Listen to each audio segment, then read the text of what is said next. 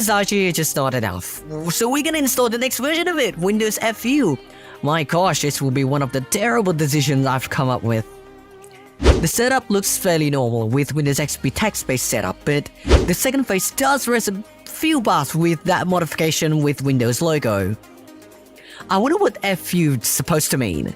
Nah, just kidding, I know, but keep it PG, eh? Rebooting the OS, the boot screen is, well, Windows-ish? I don't know what that means.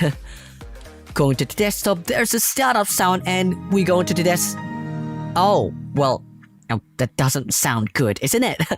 Wow, there's another welcome screen for this version, which was apparently the next version after Windows RT. Oh, cannot find system clock. Well, we are gonna see what time it is in here. I haven't done anything with this bootleg and it decided to just lose it? Dang. After skipping some general warnings here and there, we are greeted with this registration form, which I can't deny and have to press yes. And it brings me to this poorly designed form. My name is Walter Hartwell White. Ah, too bad it closes itself. Finally, we're on the desktop. We can see that there's 3 icons on the upper left corner. There's a taskbar and the start button. No clock because it's just obvious, no clock in here. Go to the start menu and we have so many apps and folders that we can take a look into.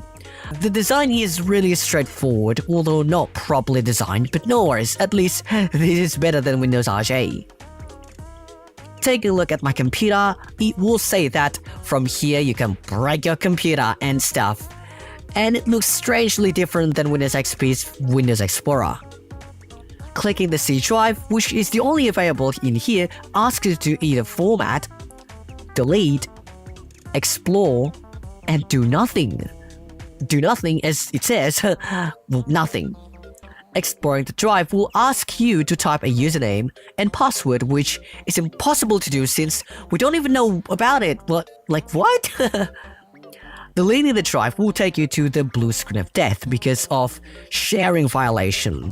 The cursor's invisible, by the way, never seen like that before. But I can format it. Wow, amazing. But I can't do that because the OS not in mood. I can't open my documents because I stink. And guess what? The Windows folder is there in the recycle bin. I wonder why the OS asks me about it. Opening Internet, which executes Internet Explorer, will open and it can open the Internet. Hooray! Well, at least what seems to be the Internet with those results like how to grow bananas, how to something with someone and leaves no evidence, and others. We can visit some of them, but sometime the result will be a bit strange, like this. Shutting down Windows?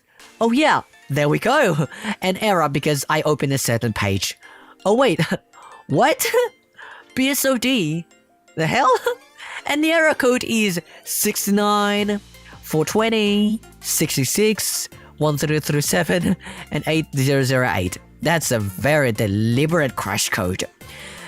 And now I have to do all the things from the beginning. Windows Update is available in here, and it actually detects how many updates I need for this OS, which is more than 100 million. Dang, that's a very good joke.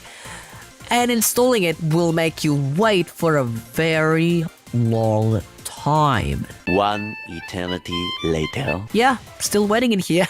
Let's just close it. Help in this OS does exist, but when you click it, you'll be nagged by the OS itself. And it ended up just being another legal operation, like, what? We got Windows Media Player, which actually opens and runs, but only the music, which I have to over-edit them due to copyright, and it ended up locking up the VM. Another crash.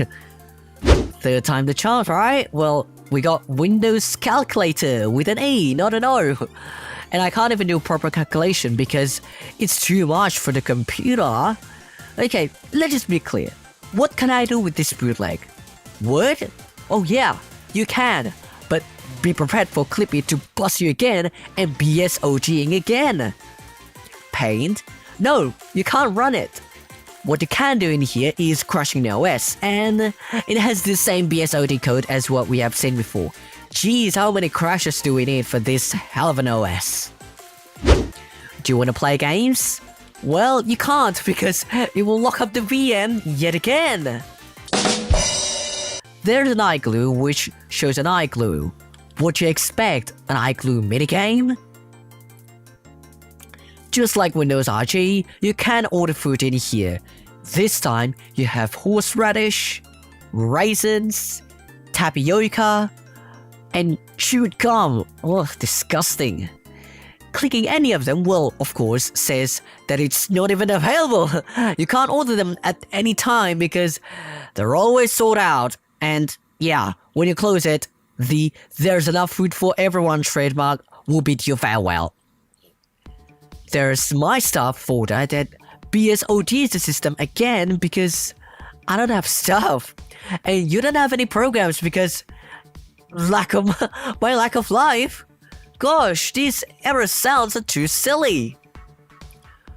On the desktop, we have Devil May Love 3 that freaking crashes the OS again. You know what? I'm tired of crashing thing. I can't bear this anymore. Norton virus, yeah, not antivirus. Norton virus will keep your computer infected. You can't play the original Windows FU within Windows FU, just like Windows RG. Well, some of the intended applications and programs are actually working here, like the Games app, which will offer you paintball gameplay. Unlike the original Windows FU, we can customize the desktop background to anything available, like these 2000s era wallpapers. Since this is based on Windows XP, as you can see within the WinVer, you can restore back the Windows XP look within this hell of a bootleg. First, by killing the main FU process that makes this whole thing possible within Task Manager. And you'll get the normal Windows taskbar. The normal Windows Suite theme is also available in here, and you can set it in there. The Windows XP start menu is intentionally disabled with so many aspects hidden, like the all programs, frequently used programs, as well as user folders and the log off button. You can enable this by navigating through Registry Editor and setting registry values related to it in this key. And by restarting Windows Explorer, the items on the start menu are restored. But some things are still missing, which you can manually set up via taskbar properties. And by that, you get the original Windows XP. Well, there's still some things lacking that I can't do it now, but hey, you can try it out yourself to see how terrible this is. Also, what do you think? Which one is better? Windows FU or RG? I think that the better one is...